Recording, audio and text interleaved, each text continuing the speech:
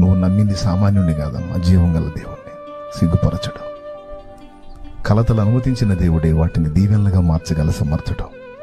కృంగిపోవద్దు, నిరాశపడద్దు, నిరుత్సాహపడద్దు, నీరు గారిపోవద్దు.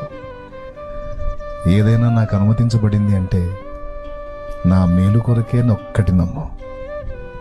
ఇదంతా నాకు మంచికే వచ్చిద్దిలే అని పదే పదే అదే నమ్ము, అదే పలుకు. నిజంగా అదే.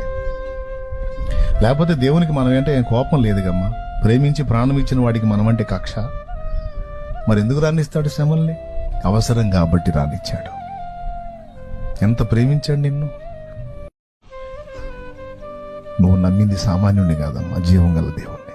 సిగ్గుపరచడం, కలతలు అనుమతించిన దేవుడే వాటిని దీవెనలుగా మార్చగల సమర్థుడు. కృంగిపోవద్దు, నిరాశపడద్దు, నిరుత్సాహపడద్దు, నీరు గారిపోవద్దు. ఏదైనా నాకు అనుమతించబడింది అంటే నా మేలు కొరకే నొక్కటి నమ్ము. ఇదంతా నాకు మంచికే వచ్చిద్ది.